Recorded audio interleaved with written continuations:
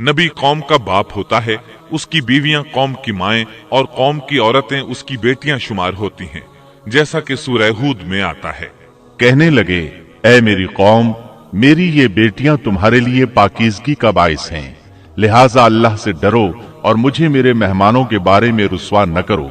क्या तुम में कोई भला शख्स मौजूद नहीं? आपकी बात के जवाब में उन्होंने क्या जवाब दिया, कुरान मजीद में आता है। कहने लगे, लूत, तू जानता है तेरी बेटियों यानी कौम की औरतों से हमें कोई सरोकार नहीं, हम जो चाहते हैं तुम्हें खूब मालूम है। लूत कहने लगे, काश मेरे पास कोई कुव्वत होती या मैं किसी मजबूत पनाह में होता। लूत अलैहिस्सलाम के पास कुछ भी तो नहीं था, सिर्फ उनकी अपनी बेटियां उन पर ईमान लाई थीं, यहाँ तक कि उनकी बीवी भी काफिर थी।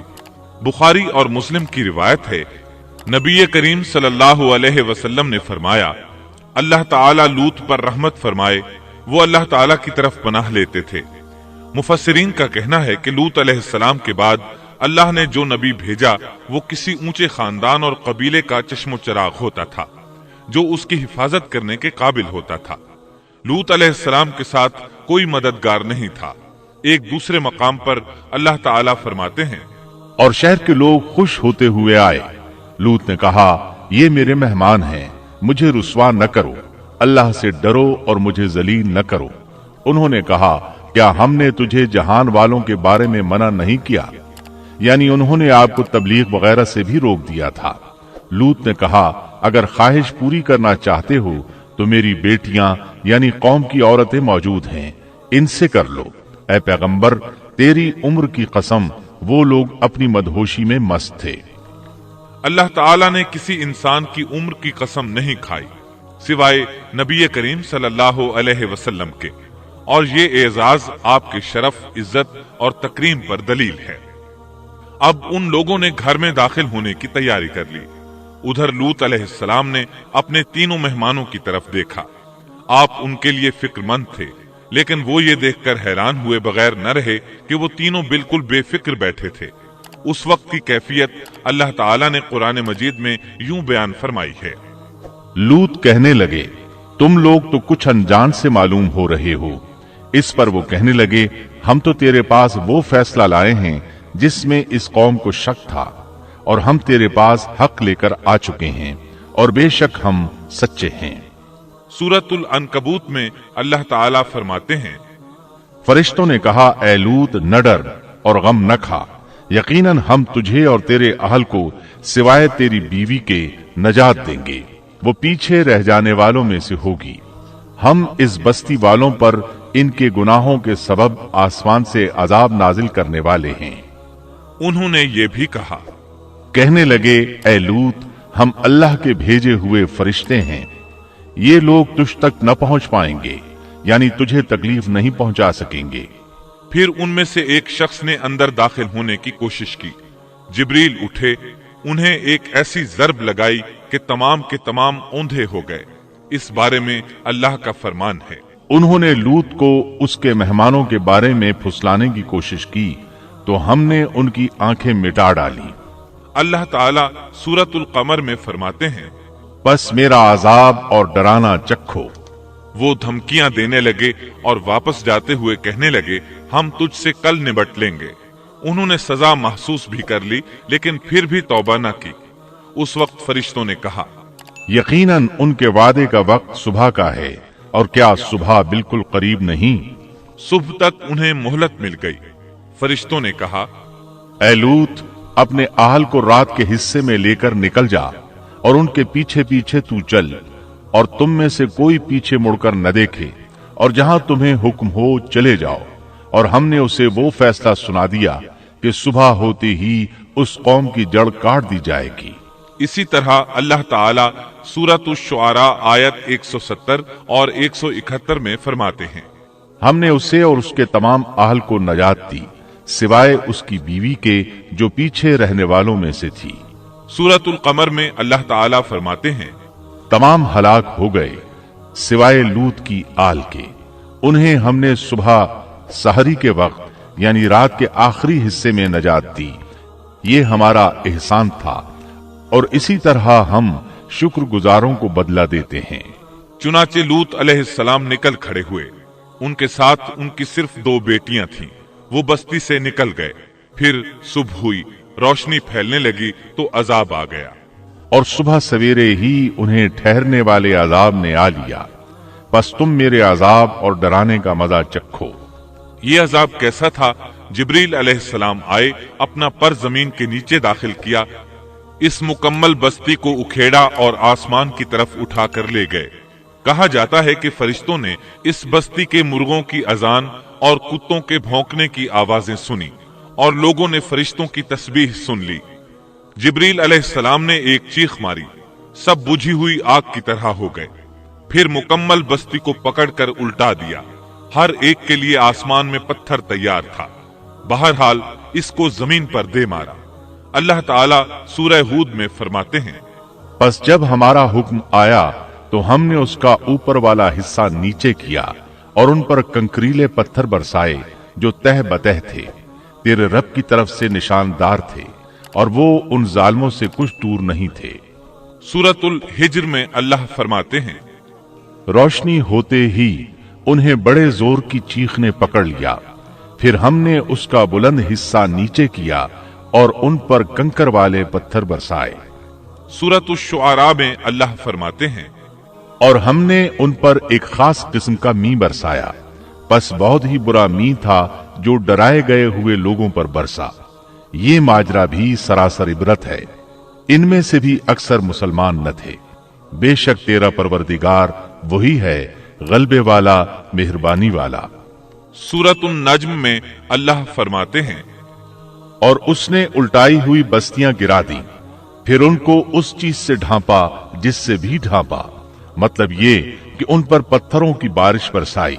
बस तुम अपने रब की कौन कौन सी नेमतों में झगड़ोगे। ये शख्स भी पहले डराने वालों की तरह एक डराने वाला है। इस तरह ये बस्ती सदूम बाहर मुर्दार के इलाके में तहस नहस हो गई और इसके आसार और निशानात क़यामत तक के लिए छोड़ दिए गए हैं। इन निशानात को इसीलिए बाकी छोड़ा गया है कि सारा जहान उनको देखकर इबरत पकड़े, फहाशियों से बाज आ जाए। खास तौर पर सबसे बड़ी फहाशी जो कौमे लूत का अमल था, उससे बाज आ जाए। सैयदना लूत अलैहिस्सलाम के इस किस्से में कुरान हकीम और अहादीस नबवी से ये बात साबित होती है कि सैयदना लूत अलैहिस्सलाम जिस कौम की तरफ मबूस किए गए थे, वो कौम अखलाक के एतबार से बिल्कुल खत्म हो चुकी थी और अब उसकी इस्लाह नामुमकिन हो चुकी थी। उस कौम ने अपने जुर्म को जुर्म भी नहीं समझा था। आम मकामात पर एलानिया बेहयाई करना उनका मशगला था। ये ऐसा अमल था जिसकी माजी में कोई नजीर नहीं मिलती। मर्दों का मर्दों से इख्तिलात और औरतों का औरतों से। ये ऐसा फेल था जो जंगल के वहशी जानवर भी नहीं करते। यही वजह थी कि ये कौम अपने में से कुछ नेक लोगों को भी बर्दाश्त नहीं करती थी।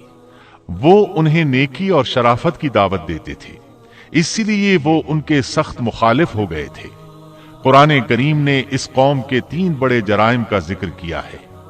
ये कि तुम मर्दों से बदफेली करते हो, मुसाफिरों को लूट लेते हो, आम मजलिसों में एलानिया फहाशी करते हो। इन 3 गुनाहों में से सबसे पहला गुनाह बदतरीन गुनाह था। ये गुनाह इस कौम से पहले किसी ने नहीं किया था। गोया वो इस गुनाह को ईजाद करने वाले थे और ये गुनाह जिना से भी ज्यादा शदीद है। कुरान करीम और अहादीस की रूह से इग़लामबाजी एक बदतरीन गुनाह है। अहादीस में इस गुनाह की मुख्तलिफ सजाएं आई हैं। एक रिवायत में है कि फाइल और मफूल दोनों को कत्ल कर दो। बस्ती सदूम अजाब के नुजूल से कब्ल किन हालात से दो चार थी, सूरत ज़ारियात आयत 35 और 36 में यूं बयान हुआ है, फिर हमने उन सब लोगों को निकाल लिया जो उस बस्ती में मोमिन थे, यानी लूत अलैहिस्सलाम और उन पर ईमान लाने वाले। सो हमने उस बस्ती में सिवाय एक घर के मुसलमानों का कोई घर न पाया। इसका मतलब है वहां सिर्फ सैयदना लूत अलैहिस्सलाम और उनका घराना मुसलमान था, बाकी सब घर काफिरों के थे। अल्लाह ताला किसी कौम की मुकम्मल तबाही का फैसला उस वक्त तक नहीं करते जब तक कि उस कौम में कुछ काबिले लिहाज भलाई मौजूद हो। मगर जब कौम का हाल ये हो जाए कि उसमें भलाई आटे में नमक के बराबर भी बाकी न रहे, तो ऐसी सूरत में अल्लाह का कानून ये है कि नबी और उस पर ईमान लाने वालों को अपनी कुदरत खास से किसी न किसी तरह बचा लिया जाता है और बाकी लोगों के साथ वही मुआमला किया जाता है जो होशमंद ताजिर अपने टोकरे के गले सड़े फलों के साथ करता है। अच्छे फल उनमें से निकाल लेता है और सड़े हुए बाहर फेंक देता है। अजाब के बाद अल्लाह ताला ने उस शहर के खंडरात के बारे में सूरत ज़ारियात आयत 37 में यूं फरमाया है, इस अजाब के बाद हमने वहां बस एक निशानी उन लोगों के लिए छोड़ दी जो दर्दनाक अजाब से डरते थे। इस निशानी से मुराद बुहैरा मुर्दार है। इसका जुनूबी इलाका आज भी एक अजीम तबाही के आसार पेश कर रहा है। माहिरीन आसार कदीमा का ख्याल है कि कौम लूत के 5 बड़े शहर शदीद जलजले से जमीन में धंस गए थे और उनके ऊपर बुहैरा मुर्दार का पानी फैल गया था। इस ख्याल की वजह यह बताई जाती है कि बुहैरा मुर्दार का वो हिस्सा जो अल-लिसान नामी जजीरे के जुनूब में वाक़े है, वो साफ तौर पर बाद में पैदा हुआ है और कदीम बुहैरा मुर्दार के जो आसार इस जजीरे के शिमाल में नजर आते हैं, वो जुनूब में पाए जाने वाले आसार से बिल्कुल मुख्तलिफ हैं। माहिरीन आसार कदीमा ने इससे ये बात अख्ज़ की है कि जुनूब का हिस्सा पहले इस बुहैरा की सतह से बुलंद था, बाद में जलजले से धंसकर जमीन के नीचे चला गया।